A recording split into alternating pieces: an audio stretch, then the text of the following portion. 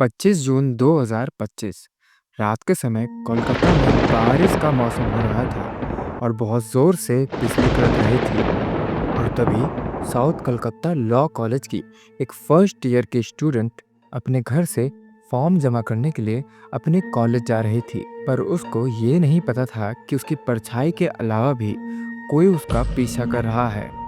इस केस ने recent time में सबको शॉक करके रखा है। Breaking news in Kolkata Law College case sources tell CNN News 18 that one of the key accused, Manojit Mishra, जिस शख्स को अभी आप अपनी स्क्रीन पे देख पा रहे हैं, इसका नाम मनोजीत मिश्रा है। इसको देख के आपको यही लग रहा होगा कि एक अच्छी फैमिली से बिलोंग करता है, ये धार्मिक है, ये वुमेन एम्पावरमेंट को सपोर्ट करता है, ये काइंड है और ये एक लीडर भी है और ये लोगों को गाइड भी करता है और बहुत सारे लोग इसको फॉलो भी करते हैं। और उसकी शक्ल देख के कोई भी ये नहीं कह सकता कि ये ऐसा कुछ कर सकता है जो कि इसने करा है, वो कांड जो मैं अभी आपको बताने वाला हूँ।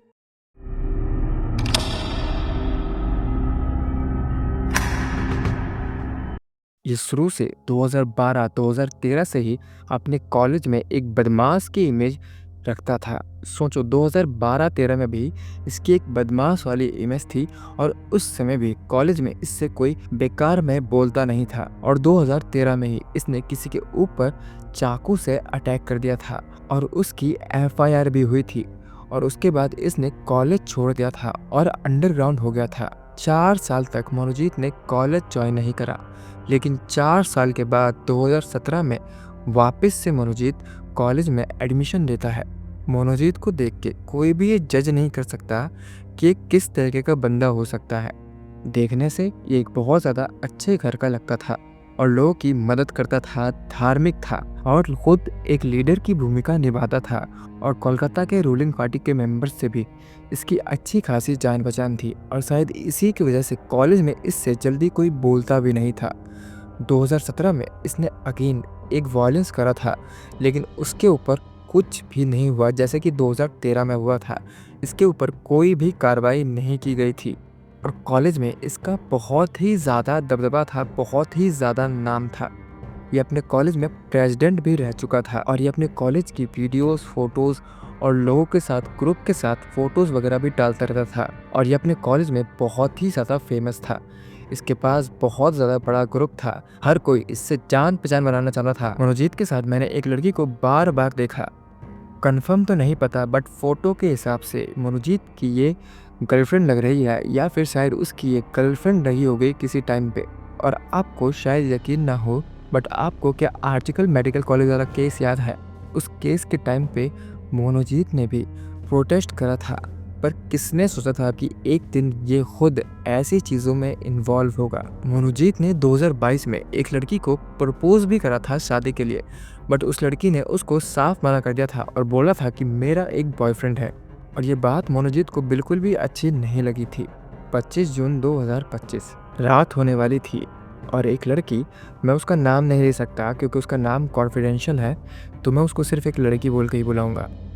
वो लड़की अपने घर से अपने कॉलेज की तरफ जा रही थी एक फॉर्म सबमिट करने के लिए और वो फॉर्म सबमिट कर भी देती है और उसके बाद उसी कॉलेज के यूनियन रूम में जाके बैठ जाती है। अब रात का समय हो गया था, बारिश होने वाली थी और बिजली कट रही थी और उस लड़की को ये नहीं पता था कि उसका 3 लोग पहले से पीछा कर रहे हैं और उन तीनों में से एक का नाम था मनोजीत मिश्रा, जो कि उसी कॉलेज का पास आउट स्टूडेंट था, लेकिन उसकी कॉलेज में बहुत ज़्यादा चलती थी तो कोई भी उसको आने जाने से मना नहीं करता था। दूसरे का नाम जैब अहमद था, ये उसी कॉलेज का फर्स्ट ईयर स्टूडेंट था और ये मनोजीत के साथ काफ़ी ज़्यादा घूमा फिरा करता था। और तीसरा भी उसी कॉलेज का एक लॉ स्टूडेंट था जिसका नाम था परमीत मुखर्जी। ये तीनों उस लड़की का दबे पांव पीछा कर रहे थे। उनके साथ एक चौथा शख्स भी इन्वॉल्व था, 55 साल का पिनाकी बनर्जी।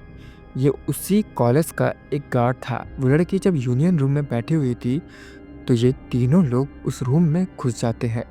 उस रूम में और कोई भी नहीं रहता। बाहर से वही गार्ड उस रूम को लॉक करके चला जाता है और उसको ये बात पता थी कि अंदर क्या हो रहा है या फिर क्या होने वाला है, लेकिन शायद मनोजीत के डर से या फिर किसी रीज़न की वजह से उसने उन लोगों को नहीं रोका। अब मनोजीत और उसके 2 और दोस्त उस लड़की के साथ सारी चीज़ें करना स्टार्ट करते हैं। वो उस लड़की को पहले तो हॉकी से बहुत मारते हैं, यहाँ तक कि उस हॉकी में उसका खून लग गया था और मारने के बाद वो तीनों उसका बारी-बारी करके करते हैं। उस लड़की का खुद ये बयान है कि वो ऐसा फ़ील कर रही थी कि वो एक मुर्दा लड़की है और वो बहुत ज़्यादा हेल्पलेस है। वो लड़की वहाँ पे बहुत ज़्यादा चीख रही थी, चिल्ला रही थी और बार-बार ये बोल रही थी कि मेरा एक बॉयफ्रेंड है। लेकिन मोनोजीत और उसके दोनों दोस्त, इन तीनों में से किसी को भी उस लड़की के चीखने चिल्लाने का फ़र्क नहीं पड़ रहा था। मोनोजीत ने ये सब करते हुए उस लड़की का एक एमएमएस भी बनाया था और उस लड़की को ये धमकी दी थी कि अगर तूने किसी को भी बताया तो हम इस एमएमएस को वायरल कर देंगे। और फिर वो तीनों लड़के वहाँ से चले जाते हैं। वो लड़की बहुत ज़्यादा डर जाती है और उसको समझ नहीं आ रहा होता है कि उसको क्या करना चाहिए। लेकिन क्योंकि वो एक लॉ स्टूडेंट थी और उसको पता था कि ऐसे चीज़ों में क्या करना चाहिए, तो इस वजह से वो सबसे पहले पुलिस स्टेशन नहीं जाती है। वो सबसे पहले अपने एक दोस्त जो कि एक्चुअली में लॉयर बन चुके थे, जो कि पास आउट हो चुके थे, जो कि लॉयर की प्रैक्टिस कर रहे थे, उनको कॉल करती है उनकी सलाह लेने के लिए। उस व्यक्ति को पहले तो यकीन ही नहीं होता है कि ये क्या बोल रही है, क्योंकि कोई भी अगर किसी को ऐसे कॉल करके ये सारी चीज़ें बताएगा तो पहली बात तो उसको यकीन ही नहीं होगा। तो वैसे ही उस व्यक्ति को भी पहले तो यकीन ही नहीं हुआ। लेकिन जब उस लड़के ने उसको सारी चीज़ें बताई और स्पेशली मोनोजीत के बारे में बताया, तो उस लड़के ने बोला, जो कि लॉयर था, कि तुम कहाँ हो, क्या तुम्हारे आसपास तुम्हारे मम्मी पापा है? तो उस लड़के ने बोला कि नहीं, वो तो घर पे होंगे। तो वो लॉयर बोलता है कि तुम्हें सबसे पहले अपने आसपास के पुलिस स्टेशन जाना चाहिए और ये ज़रूर देख रहा कि तुम्हारा कोई पीछा तो नहीं कर रहा। वो लड़की वैसा ही करती है, वो वहाँ के पुलिस स्टेशन जाती है और उन तीनों की रिपोर्ट लिखवाती है और पुलिस स्टेशन में जाके वो सारी चीज़ें बताती है जो भी उसके साथ हुई। फिर उसके बाद पुलिस वाले इन्वेस्टिगेशन के लिए निकल जाते हैं। पुलिस वालों को वहाँ से एक हॉकी मिली जिसके ऊपर खून लगा हुआ था। उस रूम में भी उस खून के निशान मिले और उस कॉलेज में एक सीसीटीवी कैमरा था, तो उस फुटेज में भी वो तीनों लोग अंदर जाते हुए दिख रहे थे। तो वो फुटेज भी पुलिस वालों को मिली और साथ में जब पुलिस वालों ने उन तीनों को अरेस्ट करा, इमीडिएट अरेस्ट किया था, तो उन तीनों के पास से वो वीडियो, वो एमएमएस भी मिलता है 1 मिनट 33 सेकंड का। और फिर बाद में पुलिस वालों ने उस गार्ड को भी अरेस्ट कर लिया जिस लड़की के साथ ये सारी चीज़ें हुई। वो अभी बहुत ज़्यादा शॉक में है और वो अभी पुलिस प्रोटेक्शन में भी है और ये केस अभी बहुत ज़्यादा वायरल हो रहा है। लोग इसके ऊपर प्रोटेस्ट वगैरह कर रहे हैं। लेकिन जब ये शांत हो जाएगा, जब ये सारी चीज़ें शांत हो जाएगी, जब लोग भूल जाएंगे, जब कोई नया केस आ जाएगा या फिर कुछ भी, तो मोनोजीत को पता है कि ऐसे टाइम पे क्या करना है, क्योंकि वो एक लॉयर है। जैसा भी होगा मैं आपको ज़रूर इन्फॉर्म कर दूंगा। मैं आपको एक बात और बताता हूँ, ईरान में ऐसे केस के बाद डायरेक्ट मौत की सज़ा है।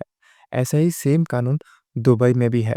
वहाँ पे भी ऐसे केसेस के बाद उस व्यक्ति को जिसने भी ये सारी चीज़ें करी हो, उसको मारने की सज़ा दे दी जाती है, वो भी 7 दिन के अंदर-अंदर। चाइना में भी इसकी मौत की ही सज़ा है और साथ में अफ़गानिस्तान में भी इसकी मौत की ही सज़ा है। क्योंकि इंडिया में अभी ये केस पहले तो हाई कोर्ट में चलेगा।